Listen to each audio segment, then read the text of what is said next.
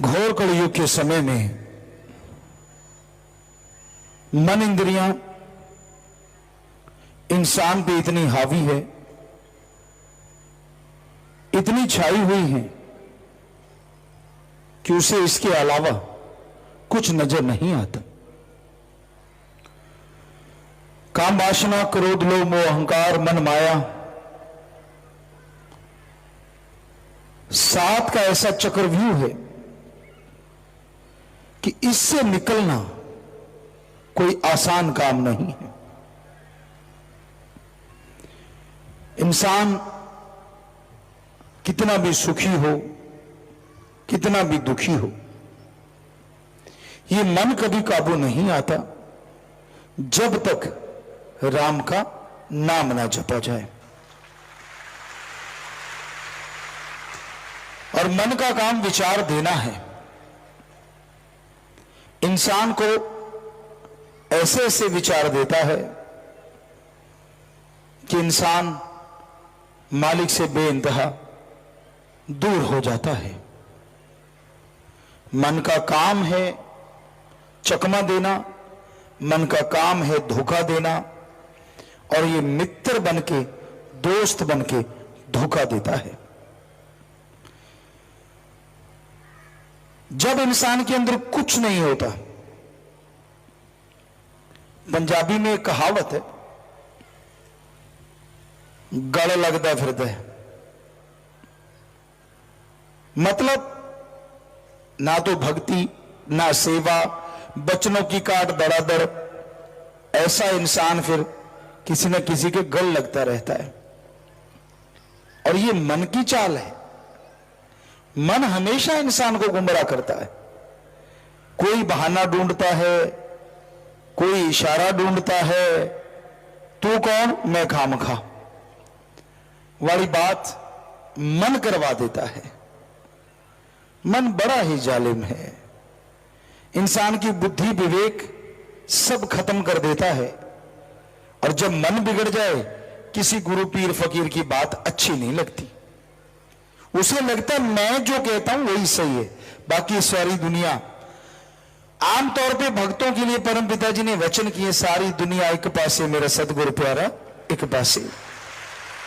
ये तो है भक्तों के लिए, पर जो मन के मारे हुए हैं उनके लिए मैं अकेला एक तरफ और सारी दुनिया एक तरफ। उसकी मैं ही ठीक नहीं आती। कहते हैं बकरा जब ज्यादा मैं करने लगता है, कसाई ले जाता है। पता नहीं कौन सा रोग, पता नहीं कौन सी बीमारी, पता नहीं कौन सा कर्म इंसान पे भारी पड़ना होता है जब जो ज्यादा मैं करता है। तो अपनी खुदी को दबा के रखो, मन को काबू में रखो, बिना वजह मन की तूल ना पकड़ो, वरना मन के मारे कभी उठा नहीं करते। कई इंसान ऐसे होते हैं जो संत पीर फकीरों की सुनते रहते हैं, पर वो उनकी बात मानते नहीं। हमारे धर्म में लिखा है नशा ना करो। हमने तो सारे धर्म पढ़ लिए, सभी में लिखा हुआ है नशा मत करो, बुराई मत करो। लेकिन लोग पढ़ते भी हैं, सुनते भी हैं, और मानने के नाम पे जीरो है, मानते नहीं। कोई कथा वार्ता कर रहा था, दूसरा सज्जन आके वहां बैठा, और जब उसने संतों की वचन सुने, पसीने छूट गए, वो थर-थर कांपने लगा। पढ़ने वाले का जब टाइम पूरा हुआ, वो उसे बाहर ले गया। कहता भाई तू थर-थर क्यों कांप रहा था, तेरे पसीने क्यों छूट रहे थे? कहता यार संतों ने भिगो भिगो के जूते मारे हैं, इतना कुछ लिखा है, इतना रोक टोक की है, मैं तो कांप गया। वो जो पढ़ के आया था कहने लगा देख, एक हमें रोज चित्र खाते हैं और रोज ही ऐसा काम करते हैं, हमें कोई परवाह नहीं। तो वो तो देख रहा है, उसकी बेआवाज लाठी जब पड़ती है ना, मान ना मान भाई, फिर तो सबको पता चल जाता है। क्यों मन के पीछे चलते हो? क्यों मन के बहकावे में आते हो? एक कहावत और भी होती है कि मन जब डुबोता है ना, एक को नहीं कईयों के लेके बैठ जाता है। आप डुबेंदे बामना जजमान भी डूबे, एक कहावत।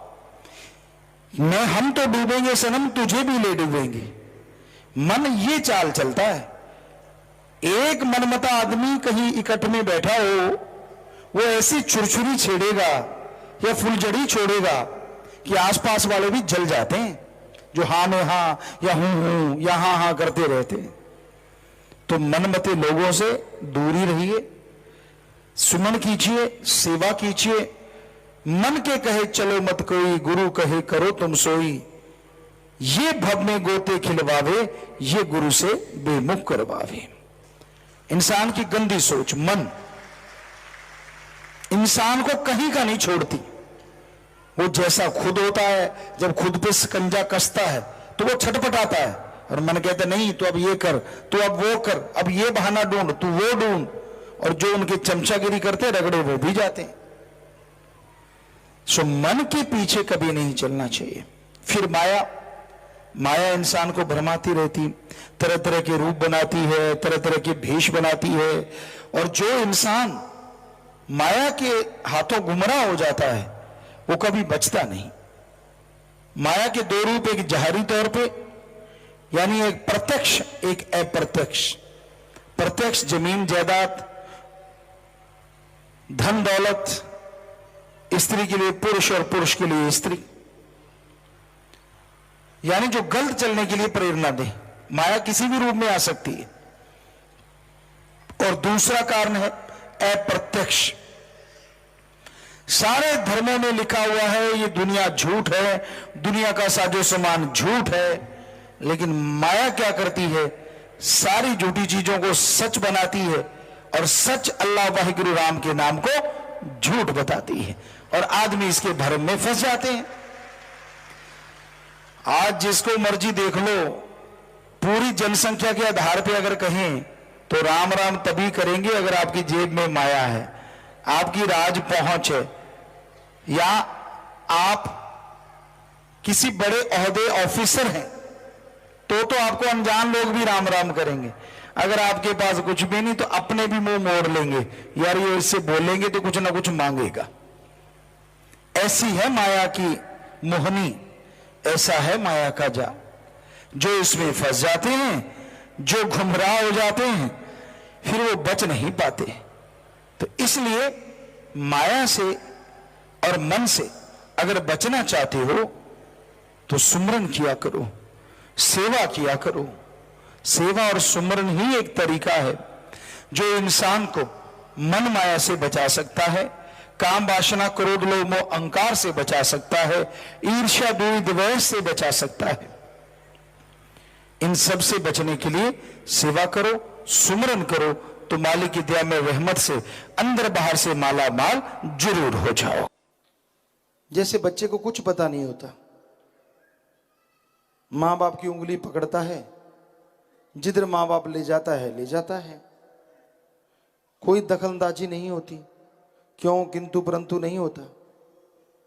उसी तरह एक मुरीद को अपने सदगुरु पे दृढ़ यकीन होना चाहिए।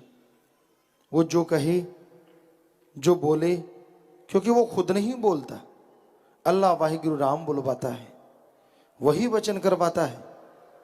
तो आप अगर उसकी बात सुन के अमल कर लेते हैं, समझ लीजिए आपने अल्लाह वाहिगुरु राम की बात सुन के अमल कर लिया। कई बार दिखने में चीजें सही नहीं होती, यूं लगता है कि ऐसे कैसे गुरु की बात मान ले, गुरु तो ये कहता है, गुरु वो कहता है, गुरु फलां कहता है, ऐसे कैसे। आदमी अपना अकल का दखल दिए बिना बाज नहीं आता। आपको कई बार बात सुनाई, एक बात सुनाते हैं। एक संत पीर फकीर के साथ दो उनके शिष्य रहते थे। समय आया गुरुगद्दी देने का, तो गुरु ने कहा साथ संगत को, भाई हमने गुरुगद्दी बख्शनी है, किसको दें। साथ संगत ने एक बार तो कहा नहीं जी, कहने का नहीं वो तो हमने तय कर लिया है, आप बताइए हम किसको दें। तो एक ऐसा था सीधा साधा, एक आदमी उनमें से जो शिष्य था बड़ा तेज था, साथ संगत आती, बातें करना, अपने नंबर बनाते रहना, सब कुछ आश्रम से सब कुछ खिलाना पिलाना और नमहोर अपनी जड़ देनी। ये कभी ना कहना कि गुरुजी के हुक्म से, भाई देखो मैंने कहा तो आपको इतनी खुशी, मेरे होते आपको क्या फिक्र, मैं ये करूंगा, मैं वो करूंगा, मैं ये करवा दूंगा, मैं वो करवा दूंगा। तो नेचुरली जो ऐसा करेगा उसके यार दोस्त भी ज्यादा होते हैं। तो सभी ने सोचा कि यही ठीक है। गुरुजी को शाम को बताया, गुरुजी ये ठीक है। गुरुजी कहते भाई आप तो देखेंगे, बताएंगे आपको, अभी नहीं। 5-4 दिन हुए तो दोनों शिष्यों को साथ संगत के सामने बुला लिया।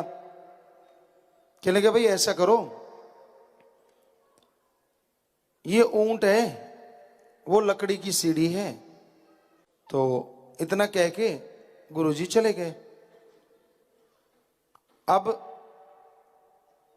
जो चतुर चालाक था, साथ संगत के साथ